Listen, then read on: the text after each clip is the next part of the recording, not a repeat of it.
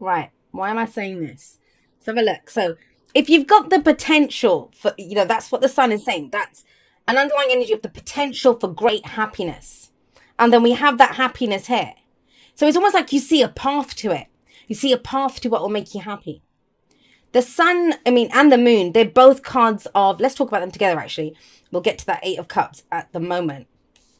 In the present, where your focus is, but they're both cards of illumination. They both reveal things to us, right? Now, with the sun, we see everything. This is clarity in, everything. We say what needs to be said. We see everything in front of us. That's how we see the potential. We see every obstacle, every roadblock. It's like having a bird's eye view of the maze. You're not in the maze with all kind of these obstacles and stuff. You looking at it from above and thinking, okay, well, I know which direction to take to get to where I need to be. And I always remind everyone, when the sun comes up in your spread, it's a reminder that you are the sun in the solar system of your life. Whatever you focus on, whatever you look at, you're going to give it life, right? That's it. This is about creation as well. It's that life-giving energy of the sun. Beautiful, beautiful way to begin a year. And what I love about this is what's coming up in the past, last week, last month, last year, is the moon. Now, this is also a card of illumination, and it's number 18. In the major arcana, it's number 18, and this is number 19. That's why I always say we must go through the darkness to get to the light, and you've done that. Preaching to the choir here, right? Those of you that this message is for, you're well aware of what this looks like. Because the moon is when we look at the path ahead of us, and think about it. If you look at a street under direct, at noon, the sun is high in the sky. There's no shadows. You see everything clearly. And yet you look at the same street under the moonlight, even if it's a full moon, there are shadows everywhere. So that's what's happened here. If you think about it, you've been looking down that path. You've been looking down the road that you're on. But you didn't know where it was going. You didn't know what was coming up ahead. And the shadows frightened you, right? And so the moon encourages us to look at what's in the shadows. Then you might say, well, Jay, you can't look at what's in the shadows. Yes, that's the whole point. You don't know what's in the shadows until you get up to them and explore them. But looking down that street where you see a shadow, that little voice of fear, it goes off in our head and it says, hey, don't walk down that street. There could be someone waiting to mug us. There could be a ditch that I could fall and break my neck. There could be anything, a million different things waiting in the shadows. But we don't know that. You've been facing your fears. You've had to do the shadow work, and that's what the moon is. It is the shadow work that we do. But when we do that, when we clear out those fears, look at the old doubts, whatever they were, and this tries to keep us safe, right? It turned all the lights on with the sun. Everything is clear now. So what is it that's become clear? The Eight of Cups is the focus here. You are not going to do that anymore. That's what the Eight of Cups is saying here. Cups are always about our emotions. So as much as this card shows someone who's walking away from a situation, it's at an emotional level. It doesn't always translate into physically getting up and walking off. But it is that I'm done with feeling that way. And I actually love the Eight. I love the Eight of Cups anyway, but I especially love it in this deck. Look at it. It's beautiful. And those cups are shiny and you'd think there's nothing wrong with them. Why is this person walking off from this situation? They've spent obviously a lot of time, energy, effort to get these 8 cups. But they don't do anything for them anymore. That's why they can leave them. It doesn't hurt. They're emotionally done with that. Now, I see this as a card of progress. Because when we leave something behind, even at an emotional level, we are going towards something new. We're going towards something new. And it's very interesting to me, especially if you have a look, that moon's out, right? It's a full moon there. And this person's kind of walking off into the middle of the night. They're not waiting for the sun to come up. And when we have the moon sat right next to this, that kind of amplifies that message of, I don't know if you've overcome all your fears. It's almost that sense of feel the fear and do it anyway. It's that. And in that comes this clarity of, I don't care what shadows are on the way. I don't care what shadows are on this path. I know what I want to feel. I know the happiness that I'm looking for, what I'm trying to give birth to, what I'm looking to create.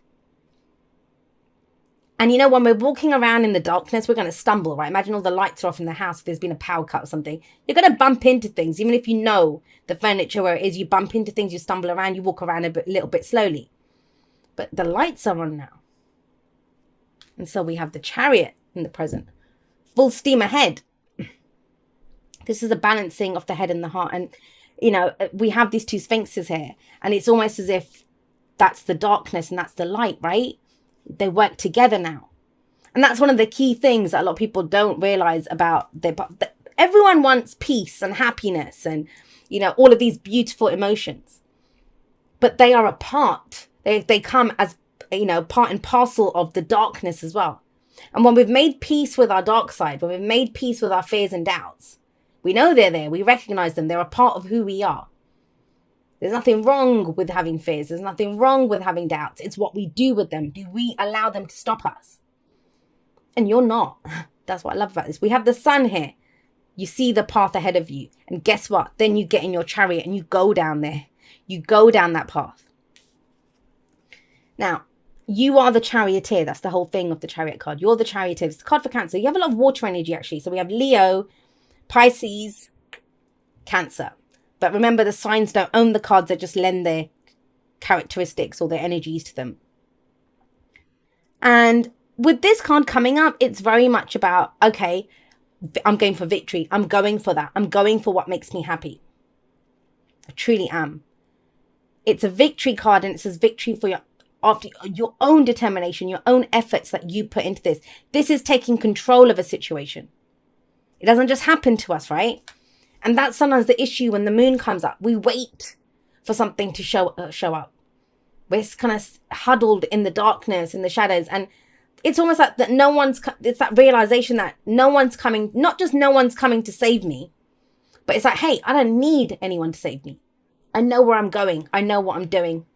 I know which direction I want to go in. And that's the Chariot. Now, where does it lead? We have the Three of Cups coming up. Excuse me, Taurus.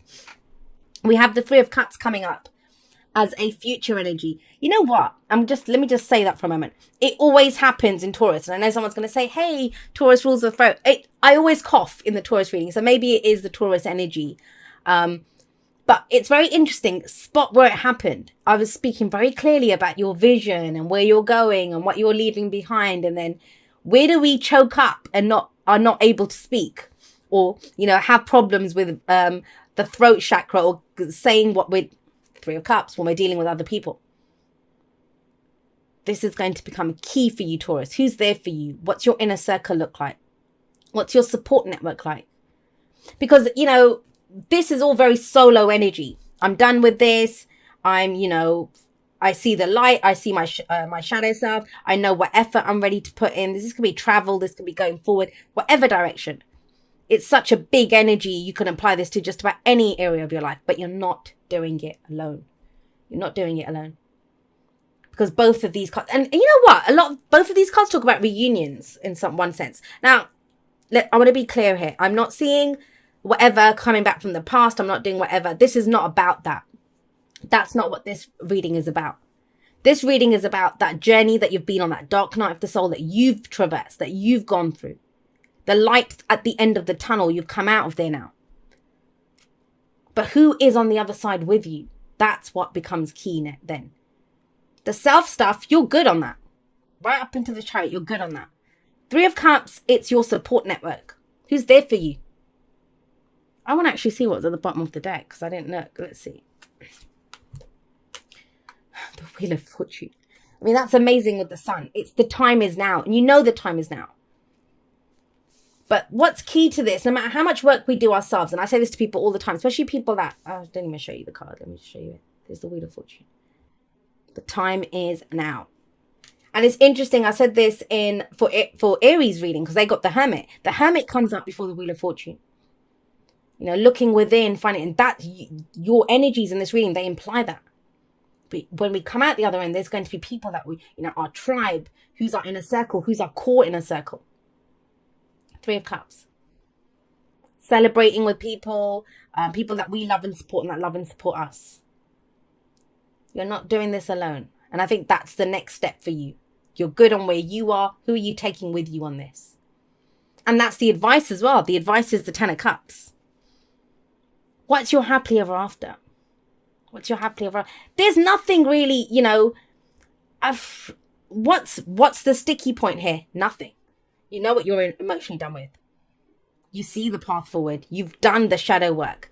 I mean, all I can say is from all the readings that I've done recently, I've seen it's almost as if, and that could be just the tail end of December, like, and it kind of creeps into the beginning of January. But that sense of, well, that happened in the past, or I got frightened in the past, or maybe this happened. And that's bullshit. We leave that. That's why what we focus on right now, what our story is, what the next step is, our focus has to be on that. It will keep us clear and where we're going. Because you have the Ten of Cups in, and that's the family, that's the happily ever after. If you think about it, the Eight of Cups, the person leaves the Eight Cups to go get the Nine of Cups, which is the wish card, right? Your heart's desire. But the person in the Nine of Cups is sat there by himself with all these cups. But that's the wish card. That's where you get what you want. But it's not what you need. The need is when we share it with the people that we love. Where we have others that are tribe, and it's family, but family isn't always blood, right? And so the kind of sticky point, the only kind of implying, it's so tiny. I'm taking a magnifying glass to it because I saw that message there. It's this, whatever fears and doubts were there before. And the fears and doubts are coming from what other people are. You've got good on yourself. It's now sharing it, or who we take with us, or who we include in this journey. And it has to be about support, my lovelies. It has to be. Not about what you can do for them. And I don't even think you're at the point of what they can do for you. It's that mutual enjoyment of we're doing this together. We're moving forward together. We celebrate each other's successes together. That's very important here. The support aspect is what I'm getting very strongly. All right, Taurus, thank you so much for watching your reading. I will be doing a live outro. It'll either already be up, in which case I'll have linked it at the end of this, or you'll see the kind of pre-notification that I'll be going live soon. I just want to say I love you guys very much. Beautiful reading. Beautiful reading. I will see you next time, but that's all for now. Goodbye.